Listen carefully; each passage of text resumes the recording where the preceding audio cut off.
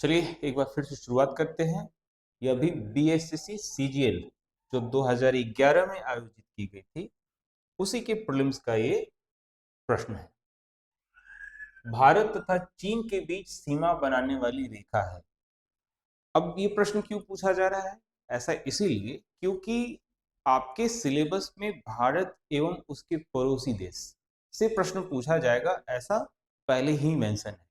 तो भारत एवं पड़ोसी देश से संबंधित क्या क्या तथ्य हो सकता है, इस प्रश्न से हमें क्या क्या क्लू मिलेगा। तो सबसे पहला, जितने भी हमारे पड़ोसी देश हैं उनकी सीमा रेखा विभाजित है, तो उनके नाम, जैसे कि भारत और चीन के बीच मैकमोहन रेखा है, और इसका एग्जैक्ट लोकेशन यानी भारत में अरुणाचल प्रदेश, अरुणाचल प्रदेश। आपसे कितनी दफा ये प्रश्न पलट कर पूछ सकता है कि अरुणाचल प्रदेश के पास कौन सी अंतरराष्ट्रीय रेखा है। ठीक। एक दूसरा प्रश्न यह हो सकता है, इस प्रश्न से हमें क्लू के रूप में, वह यह हो सकता है कि यह कब बना, ये इसका टाइमलाइन। तो ये ब्रिटिश ईस्ट इंडिया कंपनी के समय में, नहीं, क्राउन उस समय हो चुका था, यानी कि आप कह सकते हैं ब्रिटिश एम्पायर के समय में और चीन के बीच ये बैठक हुई थी, उस समय ये बना। साथ ही साथ भारत के जितने भी पड़ोसी देश हैं, एक प्रश्न मुझे ठीक ठाक याद आता है, संभवतः संघ लोक सेवा आयोग का था, जिसमें उसने भारत के पड़ोसी देशों का नाम दिया था और उनके द्वारा जितनी लंबाई में बॉर्डर शेयर किया जाता है उसके क्रम के अनुसार उन्हें सजाना था। जैसे बांग्लादेश के साथ सबसे ज्यादा और सबसे कम अफगानिस्तान के साथ। ठीक है। तो जितनी भी इनकी सीमा रेखा है उसकी लंबाई भी आपके लिए महत्वपूर्ण है, ये आपको प्रश्न के रूप में पूछा जा सकता है। तो 26 नंबर क्वेश्चन का उत्तर मैकमोहन रेखा है, लेकिन इससे हमें जो क्लू मिला, यानी आने वाले दिनों में यदि बीएसएससी इससे कुछ क्वेश्चन निकाल कर बनाता है तो जो मैंने अभी चर्चा किया वह हो सकता है। चलते हैं अगले प्रश्न। अब देखिए, नीचे दी गई प्रमुख घटनाओं का सही तिथि क्रम क्या है। आपके सामने चार यहाँ पर विकल्प दिए गए हैं और उसे आपको बताना है। जैसे SLV3 का लॉन्च कब हुआ, बांग्लादेश का बनना कब हुआ, सिक्किम भारत का 22वां राज्य बना। यहाँ पे तो हिंट्स दे दिया, कितनी दफा सवाल ही पूछ देगा कि भारत का किस क्रम का राज्य सिक्किम बना था, और पोखरण वन। चलिए इसको थोड़ा सा क्रम को लिखने की कोशिश करते हैं, उसके बाद फाइंड आउट करते हैं। अब जैसे देखिए, पोखरण वन इंदिरा गांधी के समय में बना था और हुआ था, और ये 74 में हुआ था। सिक्किम भारत का 22वां राज्य 1975 में हुआ था। बांग्लादेश का बनना 1971 में हुआ था, और 76 के आसपास SLV3 का लॉन्च हुआ था। यानी कि इसमें सबसे पहला दो होगा। अब विकल्प बी और डी तो ऐसे ही छट गया। ठीक है। 1971 के बाद पोखरण हुआ था, 2 और 4, 2 4 3 1, ये सही विकल्प होगा। मैं उम्मीद करता हूं इस बात को समझ गए होंगे। इस प्रश्न से क्या क्लू हुआ? इस क्लू का मतलब ये हुआ कि अब अगर कहें कि इस प्रश्न को किस कैटेगरी में डालेंगे, समसामयिकी भी नहीं है, एक्यूरेट पॉलिटी से भी प्रश्न नहीं है, तो भारत की आजादी के बाद भी जो कुछ घटनाक्रम हुआ है कुछ इंपॉर्टेंट, वो भी आपको ध्यान में रखना है। ठीक है। चलिए अगले प्रश्न की ओर आगे बढ़ते हैं। अगला प्रश्न है, निम्नलिखित में किन देशों के समूह से भूमध्य रेखा गुजरती है। बड़ा इंटरेस्टिंग है। इंडिया के पर्सपेक्टिव में सवाल पूछता है, कर्क रेखा किन किन राज्यों से होकर गुजरती है, और आपसे सवाल ये पूछा जा सकता है लेफ्ट टू राइट उनका ऑर्डर बताइए। सही है। कर्क रेखा, यानी कि यदि मैं आपसे कहूं कि इस प्रश्न ने आपको क्या क्या क्लू दिया, तो दो तो क्लू मिल गया। एक तो ये विश्व के हिसाब से है, किन देशों के हिसाब से है ना। आपको मैं बताऊं, भूमध्य रेखा जो है वो 13 देशों से होकर गुजरती है, 13 देशों से होकर गुजरती है, और उसमें कोलंबिया, केन्या तथा इंडोनेशिया का जो ग्रुप है वो शामिल है। इसके बाद के स्लाइड में मैंने एक वर्ल्ड मैप दिया है, वो मैं आपको बताऊंगा। लेकिन साथ ही साथ हमको एक स्पष्ट बात मिल गया कि विश्व के मानचित्र में विश्व के मानचित्र से जो कुछ महत्वपूर्ण रेखाएं हैं, जैसे 0 डिग्री, 23.5 डिग्री नॉर्थ या 23.5 डिग्री साउथ, है ना, या 33 डिग्री और 66 डिग्री नॉर्थ और साउथ दोनों को लेकर, उसमें कौन कौन से हैं? जैसे अगर आप पॉपुलेशन को लेकर देखेंगे तो जो एक बीच का पट्टी है, 0 से लेके 23.5 ऊपर और 23.5 नीचे, उसमें पॉपुलेशन है। तो ये आपको समझना है। इस प्रश्न के अनुसार कोलंबिया, केन्या तथा इंडोनेशिया है 13 देश जो हैं इस भूमध्य रेखा से शामिल हैं। इसे एक मैप के माध्यम से आप देख सकते हैं। देखिए ये है, किरीबा है, इंडोनेशिया है, मालदीव है, केन्या है, सोमालिया, युगांडा, कॉन्गो है, गैबोन है, ब्राजील है, इक्वेटर है, कोलंबिया है, साउ टोमो है, रिपब्लिक ऑफ कॉन्गो है। ठीक है, ये कुल 13 देश है जो इक्वेटर से होकर निकलते हैं। ठीक है, 13 देश, 3 कॉन्टिनेंट और 3 महासागर। प्रश्न ऐसे पूछ सकता है। अगले प्रश्न की ओर चलते हैं। अगला प्रश्न है, चीनी तीर्थयात्री वेन सांग है, यहाँ पे टाइपिंग एरर है, आपको थोड़ा सा मैनेज करना पड़ेगा। वेन सांग ने भारत का भ्रमण किया था, किसके दौरान किया था? तो हर्षवर्धन के समय में चीनी यात्री भारत आया था। ये भारत में 15 वर्ष तक रुका था। आपको मैं बताऊं कि हर्षवर्धन खुद साहित्य के क्षेत्र में एक काफी महत्वपूर्ण नाम है।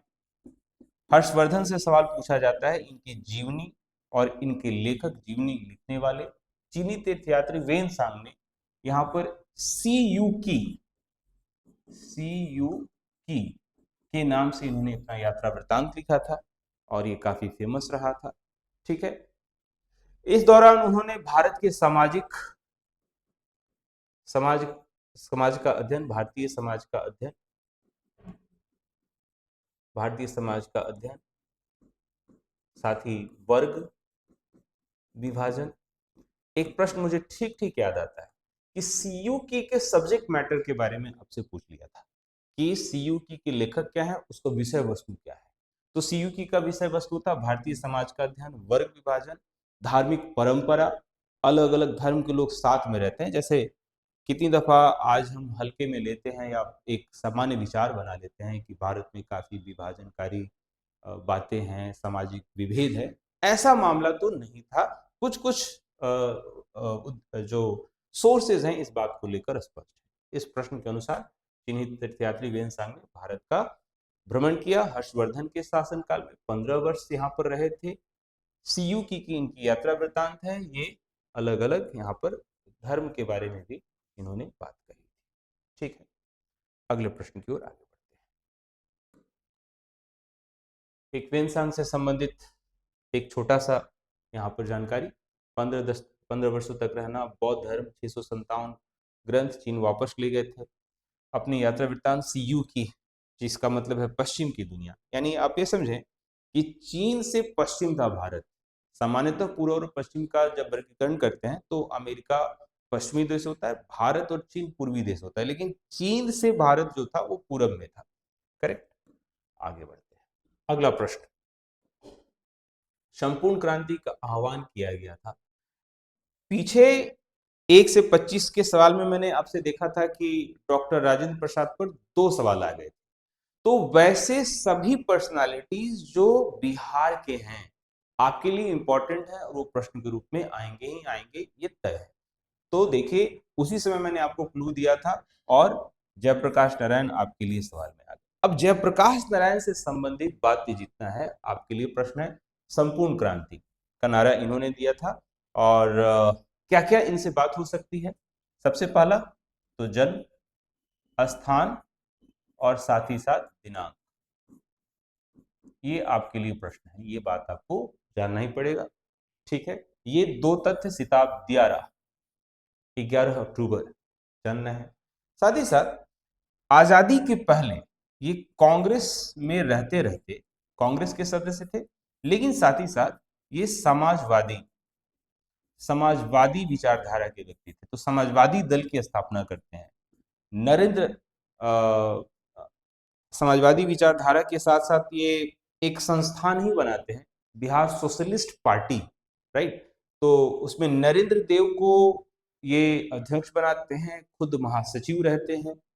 साथ ही साथ ये 1942 के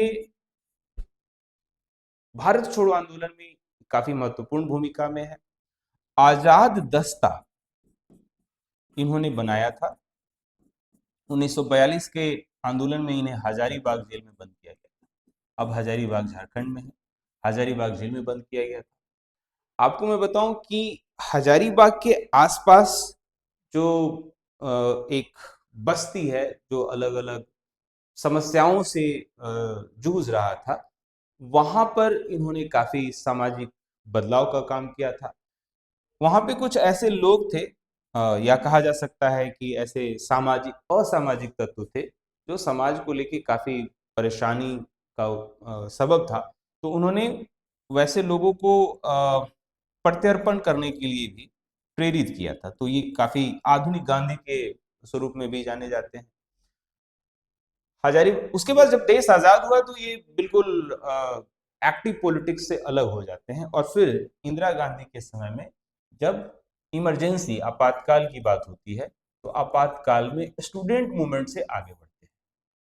स्टूडेंट मूवमेंट से ये आगे बढ़ते हैं, स्टूडेंट्स मूवमेंट से आगे। ठीक है, तो यहाँ से सवाल कुछ पूछ सकता है। संपूर्ण क्रांति का नारा जो था वो पटना के गांधी मैदान में एक रैली हुई थी, उसमें ये नारा इन्होंने दिया था।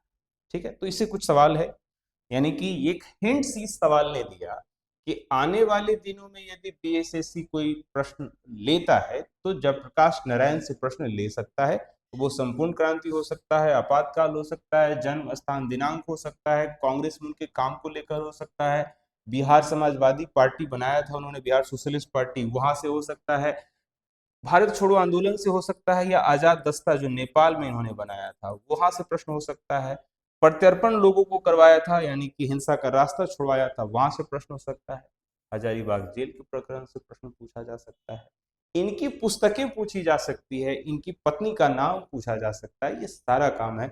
एक मुझे ठीक ठीक याद है कि बीपीएससी ने एक सवाल पूछ लिया था कि वो कौन सा छात्र नेता था जिसके ग्रेजुएशन के इम्तिहान अंतिम परीक्षा कुछ दिनों का बाकी था, लेकिन गांधी के कॉल पर उसने उस परीक्षा को नहीं दिया था। तो वो जयप्रकाश नारायण थे। बाद में सदाकत आश्रम में जो शिक्षा व्यवस्था शुरू की गई थी उसमें ये जुड़कर इन्होंने अपनी पढ़ाई को पूरा किया था। ये अमेरिका भी गए थे। ये तमाम बातें जो है जेपी से जुड़ी हुई प्रश्न के रूप में आ सकती है। बढ़ते हैं अगले प्रश्न की ओर। विंग्स ऑफ फायर का लेखक कौन है? बहुत ही आसान सवाल है। अब ये प्रश्न उसी समय क्यों पूछा गया था? क्योंकि उस दौरान डॉक्टर एपीजे अब्दुल कलाम काफी चर्चा में थे। अब मैं कहूं कि ये हिंट्स आज क्या देगा, तो अक्सर ऐसा होता है कि भारत के शीर्ष पद पर जो लोग होते हैं, राष्ट्रपति, उपराष्ट्रपति, प्रधानमंत्री, उन पर केंद्रित पुस्तकें लिखी जाती है। हिंट्स ये है कि ठीक है, ये तो ऑल टाइम भारत के लिए सर्वश्रेष्ठ व्यक्तित्व हैं, लेकिन अभी हाल फिलहाल यदि कुछ पुस्तकें लिखी गई है वो आपके लिए हो सकती है। यानी भारत के प्रधानमंत्री पर, भारत के प्रेसिडेंट पर, या फिर इस तरीके के जो पद हैं, लोकसभा अध्यक्ष या कुछ इस तरीके का, तो वो आपके लिए सवाल है। प्रतियोगिता दर्पण करते समय ये हमें हिंट्स मिल जाएगा। ठीक है, इस प्रश्न के अनुसार एपीजे अब्दुल कलाम। आगे बढ़ते हैं। अगला प्रश्न है, भाखड़ा नंगल बांध स्थित है। देखिए, भाखड़ा नंगल जो है वो सतलज नदी के तट पर स्थित है और ये भारत का वन ऑफ द इंपॉर्टेंट सिंचाई परियोजना का हिस्सा है। ठीक है, इसका हो गया। अब आपके लिए एक हिंट्स है, यहां से क्या क्या सवाल हो सकता है। भारत के जितने ड्रेनेज सिस्टम है, उस ड्रेनेज सिस्टम में नदियों की शुरुआत कहां हुई, वो कहां सबमर्ज कर रहा है, उस नदियों में कोई ड्रेनेज बनाया गया, कोई डैम बनाया गया तो वो कहां है, उसकी ऊंचाई कितनी है, उसके सिंचाई क्षेत्र कितने हैं, ये सभी प्रश्न जो है आपके लिए आ सकते हैं। बहरहाल इस प्रश्न का उत्तर। आगे बढ़ते हैं। कल्हन द्वारा रचित राज तरंगिनी क्या है? जैसे भारत के इतिहास को समझने के लिए कुछ लिखित और अलिखित स्रोत हैं। कल्हण के द्वारा जो राज तरंगिणी लिखी गई वो भारत के इतिहास को समझने का वन ऑफ द बेस्ट लिखित सोर्स है, जिसमें कश्मीर के इतिहास के बारे में बताया गया है। ठीक है, कश्मीर के इतिहास। अब थोड़ा सा डिटेल्स में और गया तो पूछा गया है, अब आपसे पूछेगा कि कल्हण की राज तरंगिणी के अध्याय क्या है, कितने हैं, ये पूछा गया है। ये जो कश्मीर का इतिहास है, तो कब से कब तक का कश्मीर, कब से कब, मध्यकाल के समय का है। इसके शासक कौन, किस शासक के दौरान, ये प्रश्न कल्हण से पूछा जा सकता है। ठीक है, चलते हैं आगे बढ़ते हैं। राजा राम मोहन राय संस्थापक थे। राजा राम मोहन राय एक बड़े नेम के रूप में आपको यहां पर लिया गया। इनसे क्या क्या प्रश्न पूछा जा सकता है। इन्हें आधुनिक भारत का निर्माता कहा जाता है। राजा राम मोहन राय के लिए क्या शब्द इस्तेमाल किया जाता है, आधुनिक भारत का निर्माता, आधुनिक भारत का निर्माता। दूसरी बात, इनसे जो प्रश्न पूछा, इनका मूल नाम तो राम मोहन राय ही था। राजा टाइटल इनको किसने दिया था, मुगल कालीन शासक बिरबल द्वितीय, सॉरी अकबर द्वितीय। राजा टाइटल जो है वह अकबर द्वितीय ने इन्हें दिया था। ये ब्रह्म समाज की स्थापना करते हैं। उद्देश्य क्या है, सती प्रथा को बंद करना। सती प्रथा को जो धार्मिक दृष्टिकोण दिया जा रहा था, तो वास्तव में क्या कहीं पे इसकी धार्मिक चर्चा है, इसको लेकर प्रश्न पूछा गया। राजा राम मोहन राय से संबंधित क्या हो सकता है, टाइमलाइन पूछ सकता है, जैसे जन्म, इनके द्वारा लिखी हुई पुस्तक को पूछ सकता है। आपको एक और मैं बात बताऊं, इनका देहांत भारत में नहीं हुआ था, इनका देहांत इंग्लैंड में हुआ था, यूरोप में, तो वो स्थान पूछा जा सकता है। यह पूछा जा सकता है कि ये किस अंग्रेज अधिकारी के समकालीन थे, तो सती प्रथा विलियम बेंटिक के समय में हुआ था, तो ये अंग्रेज जो अधिकारी है उससे संबंधित प्रश्न भी पूछा जा सकता है। यानी राजा राम मोहन राय से जितने भी तथ्य हैं उनको शॉर्ट में आपको देखकर जाना चाहिए, ये जरूर प्रश्न के रूप में आपके सामने आ सकता है। चलते हैं अगले प्रश्न की ओर। मैगिनॉट रेखा किन देशों के मध्य स्थित है, मैगिनॉट रेखा। अब देखें, जैसे भारत के आसपास बहुत सारे जो लाइन ऑफ कंट्रोल हैं या फिर मैकमोहन है, उसी तरीके से विश्व में कुछ महत्वपूर्ण रेखाएं हैं। तो मैगिनॉट रेखा ये जो है वो यूएस और कनाडा के बीच का है, इसे आपको, तो वैश्विक, इस रेखा से हमें एक एक बात ये पता चला कि जो वैश्विक महत्वपूर्ण रेखाएं हैं वो आपके लिए प्रश्न हो सकती है। ठीक है, चलते हैं आगे बढ़ते हैं। सतलज नदी का उद्गम स्थान का क्या है, तो भारत में जितने भी, जैसे मैंने अभी कुछ देर पहले ही बताया कि भारत में जितनी भी नदियां हैं उन सभी की शुरुआत कहाँ से होती है, उनका बहाव का क्षेत्र किन किन राज्यों से होकर किन क्षेत्रों से है, और वो अंतिम में कहां पर सबमर्ज होता है। सतलज नदी का उद्गम स्थान या फिर भारत की जो अधिकतम नदियां हैं उनका उद्गम भारत में नहीं है, बल्कि या तो हिमालयी प्रक्षेत्र में है, तिब्बती प्लेट्यू में है। सतलज नदी तो चीन में इसका उद्गम स्थान है, इसे एक मैप से समझ लेते हैं। देखिए, ये 5 नदियों का स्थान है पंजाब प्रक्षेत्र, राइट। और यहाँ सतलज जो प्रश्न आपसे पूछा गया उसका पोजीशन आप देखिए, और आप बहुत स्पष्ट रूप से देख पाते होंगे कि यह पोजीशन जो है वो तिब्बत में है, जो अब चाइना के पास, चाइना में काउंट किया जाता है। ठीक है, तो अक्सर ऐसा देखा गया है कि अगर हिमालयी नदियों से पूछता है तो बड़ा स्पष्ट क्लासिफिकेशन इंडस या फिर ब्रह्मपुत्र या गंगा है, लेकिन उसमें ये इंडस रिवर सिस्टम थोड़ा कॉम्प्लिकेटेड माना जाता है, तो यहाँ से बहुत सवाल पूछता है। ठीक है, तो इसे थोड़ा ध्यान में रख लेना है। आगे बढ़ते हैं। भारतीय संविधान सभा ने भारतीय राष्ट्रीय ध्वज की रूपरेखा को अंगीकार कब किया था? अब देखिए, भारत से संबंधित कुछ चीज आपको ध्यान में रखना है और वो आपके लिए लगातार प्रश्न बनता रहा है। जैसे इस प्रश्न का उत्तर तो 22 जुलाई 1947 होगा। पिंगली वेंकैया या पी वेंकैया ने इसका डिजाइन तैयार किया था, यानी जो तिरंगा। ठीक है, क्या क्या पूछ सकता है? सबसे पहला सवाल कि जो ये तिरंगा है उसके अलग अलग जो रंग हैं या फिर जो चक्र है उसका उद्देश्य क्या है। साथ ही साथ भारत का जो एक राष्ट्रीय पहचान जैसे वाक्य, फिर इस वाक्य सत्यमेव जयते है, इसका स्रोत,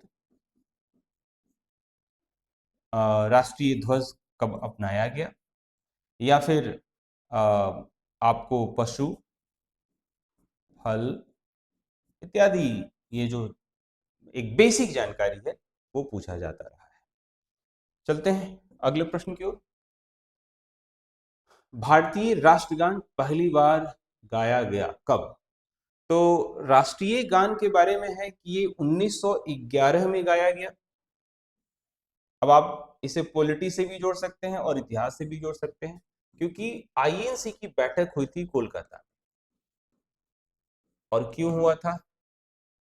क्योंकि आपको मैं बताऊं कि 1905 के बाद बंगाल विभाजन और उसके बाद आईएनसी में काफी उठापटक हुआ था। तो इसको लेकर बंगाल प्रक्षेत्र में काफी प्रयास किया गया था। 1911 ईस्वी में भारतीय राष्ट्रगान पहली बार गाया गया था।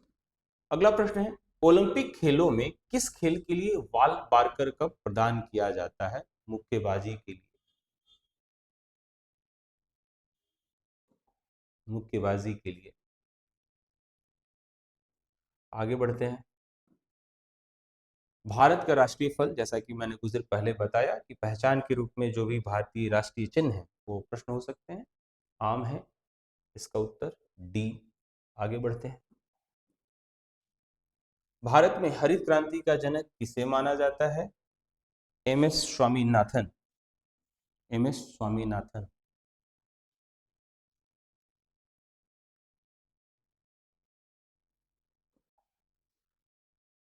हरित क्रांति के विषय के रूप में क्या क्या सवाल होगा? एक मिनट जरा पॉज करना। तो अब यह प्रश्न, भारत में हरित क्रांति का जनक किसे माना जाता है, संभवतः यह प्रश्न रिपीट हो गया, इसके पहले भी हम लोगों ने इसे देखा है, तो इसे बार बार बताना क्या, एम एस स्वामीनाथन इसका आंसर हो जाएगा। अगले प्रश्न की ओर बढ़ते हैं। श्री कुमार बनर्जी निम्नलिखित में से किससे संबंधित है? अब मैं आपको बताऊं कि इस प्रश्न ने आपको क्या हिंट्स दिया, क्योंकि यह प्रश्न 2011 के क्वेश्चन बैंक से हमने लिया है, तो उस दौरान यह समाचार में है, तो आपको ये हिंट्स देता है कि आज के परिप्रेक्ष्य में इसे याद करके जाना है क्या। वर्तमान में एक प्रतियोगिता दर्पण का एक सेगमेंट होता है जिसे कहते हैं नवीनतम सामान्य ज्ञान। नवीनतम सामान्य ज्ञान।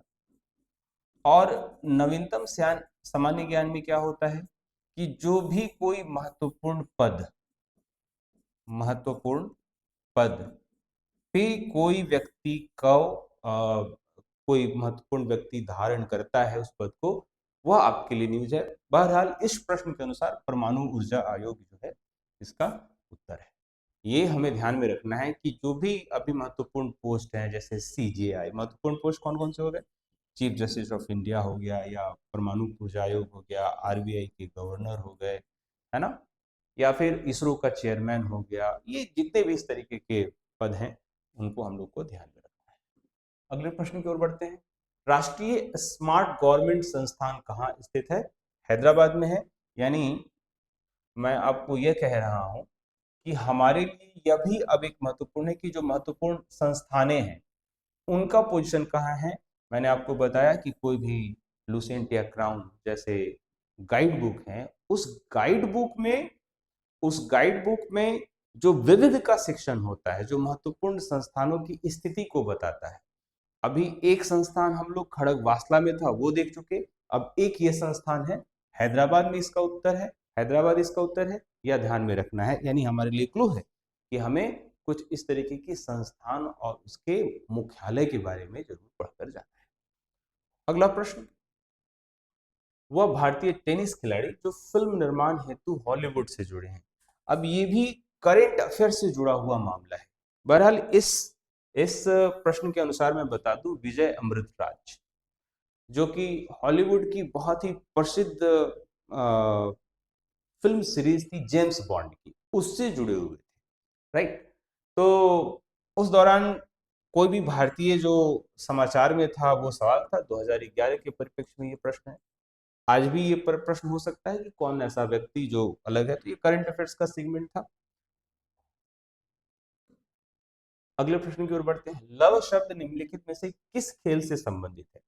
तो देखिए, खेल से जुड़े हुए जो कुछ इंपॉर्टेंट टर्म्स हैं वो भी पूछता है।